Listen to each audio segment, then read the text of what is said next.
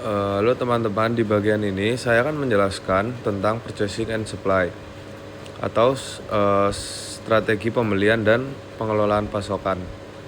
Pertama, secara sederhana, purchasing adalah aktivitas perusahaan dalam membeli barang atau jasa dari pemasok, sedangkan supply atau pasukan berkaitan dengan bagaimana perusahaan mengelola aliran barang tersebut agar bisa digunakan dalam proses memproduksi atau operasional. Ketika dua hal ini digabungkan dalam konteks strategi, maka purchasing and supply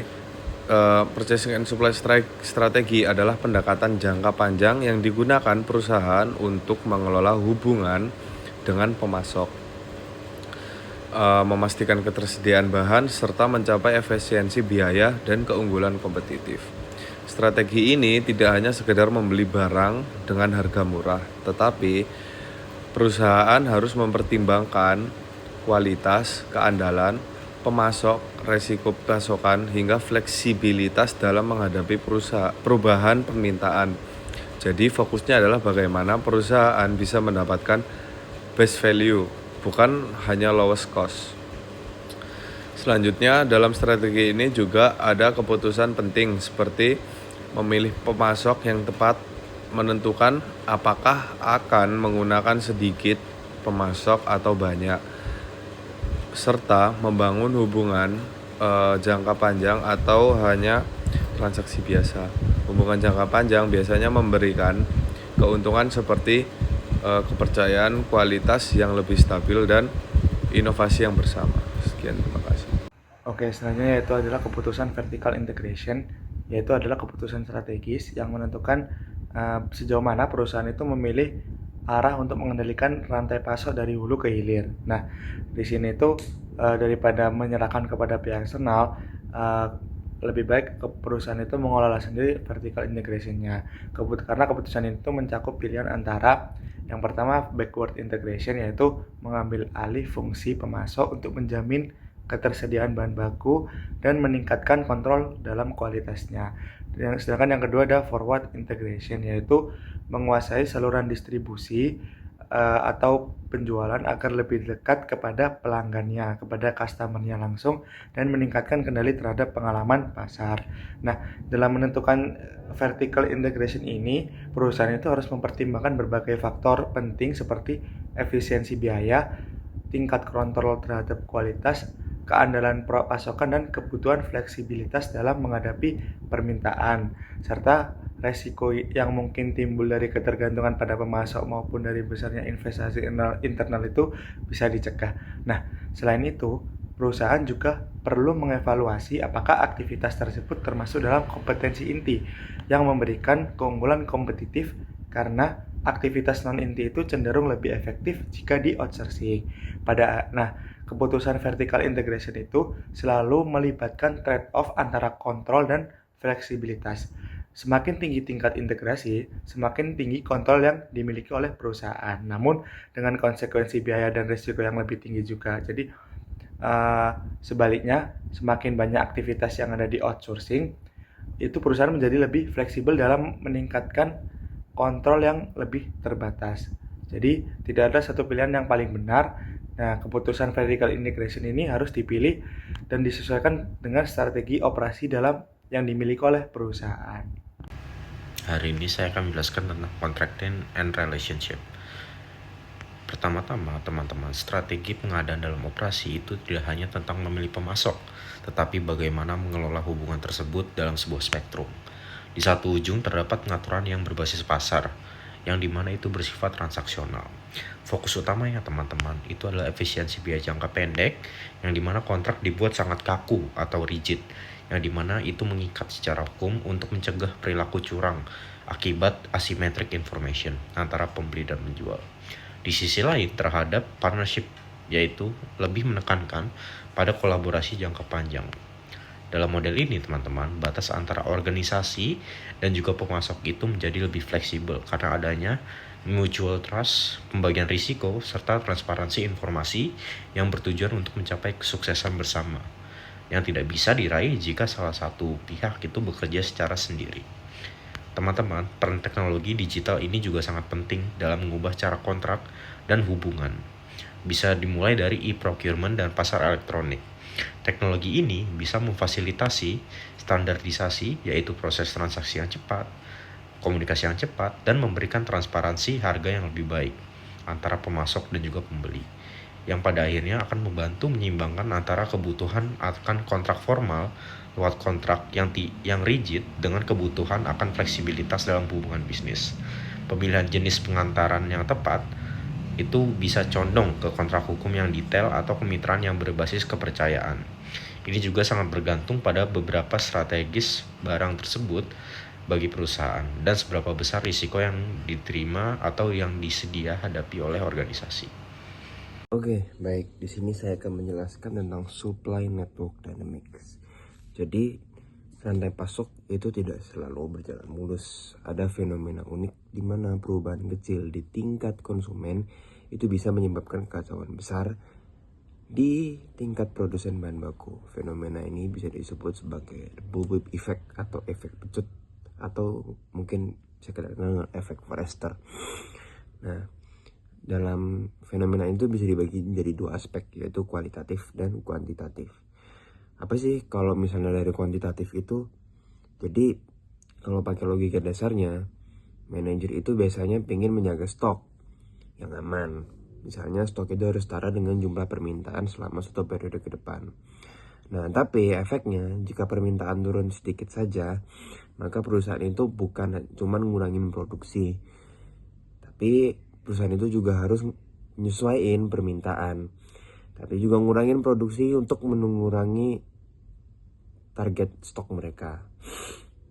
Misalnya kita bayangin nih, permintaan pasarnya itu turun sedikit aja dari 100 ke 95, yaitu turunnya cuma 5%.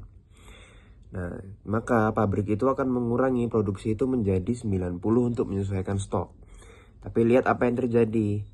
Produksi mereka itu bisa anjlok drastis dari 100 tiba-tiba jadi 20. Nah, jadi kan yang kuantitatif.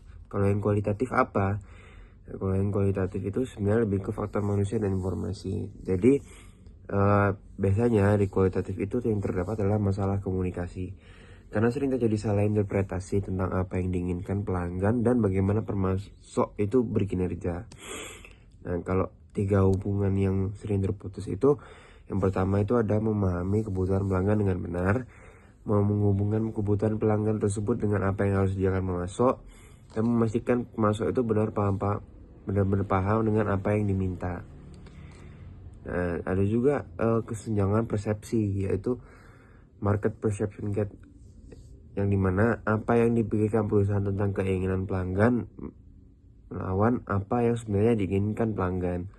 Dan ada operation performance gap, yaitu bagaimana perusahaan itu merasa dirinya sudah bekerja dengan baik melawan bagaimana pelanggan itu melihat kinerja mereka. Jadi kesimpulan utamanya, dinamika dalam supply chain itu benar-benar ada.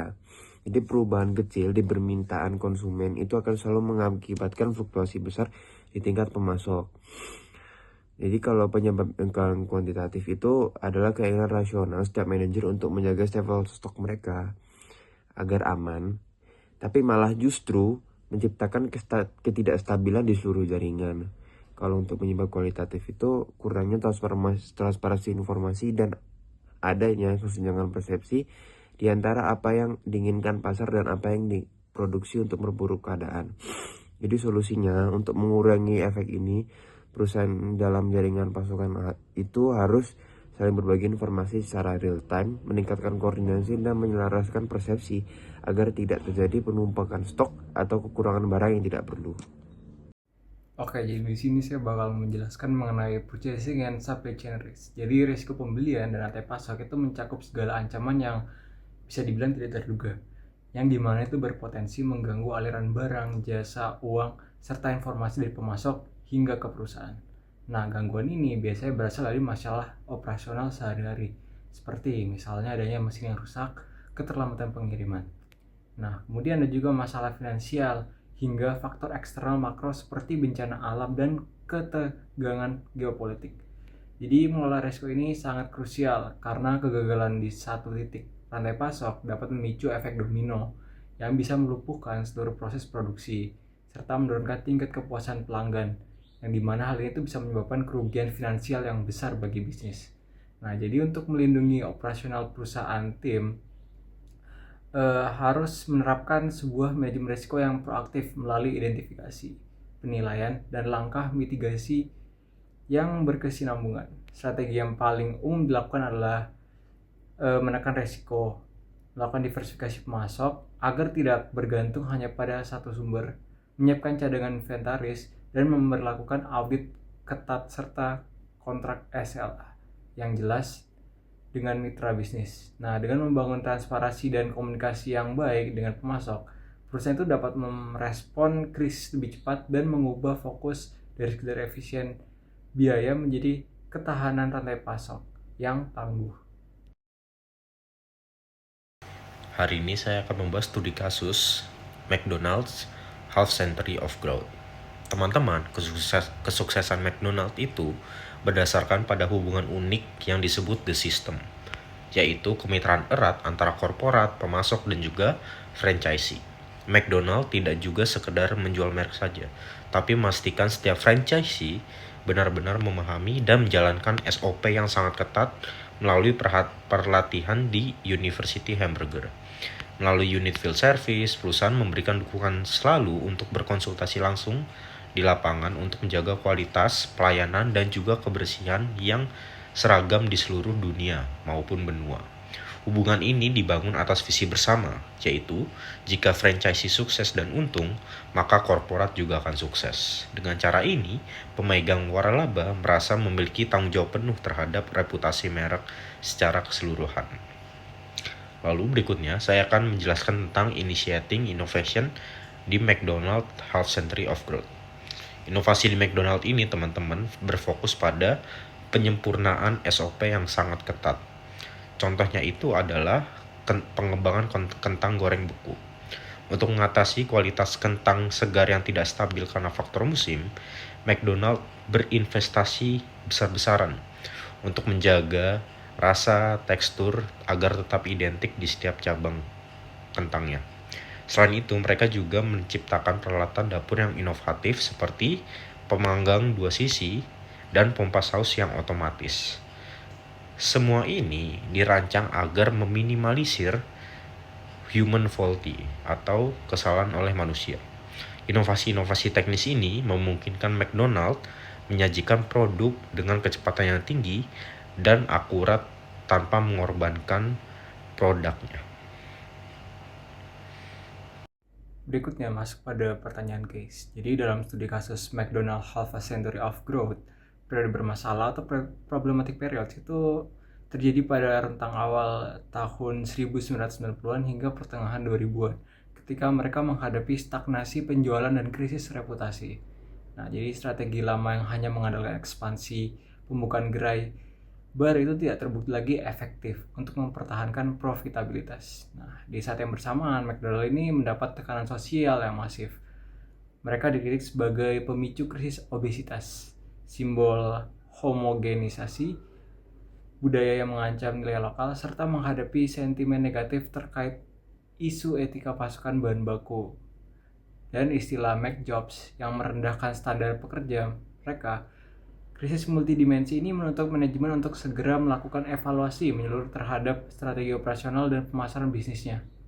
Sebagai strategi bertahan atau surviving strategies, McDonald's itu melakukan pergeseran radikal dari sekedar mengejar pertumbuhan kapasitas menjadi fokus pada peningkatan pengalaman pelanggan dengan prinsip better not just bigger. Jadi perusahaan ini menerapkan pendekatan back to basic dengan memperbaiki kualitas pelayanan, kebersihan, serta merenovasi gerai agar lebih modern dan relevan dengan gaya hidup konsumen. Nah, selain itu juga mereka melakukan inovasi menu yang besar-besaran dengan merilis produk premium dan opsi yang lebih sehat seperti lini McCafe dan salad. Nah, sembari menjaga daya saing harga, mereka juga mengoptimalkan aksesibilitas layanan melalui perpanjangan jam operasional dan efisiensi drive-thru. Dengan eksekusi turnaround yang berfokus pada nilai dan kepuasan pelanggan ini, McDonald tuh berhasil memulihkan citranya dan mengembalikan tren pertumbuhan ke arah positif pada akhir dekade 2000-an.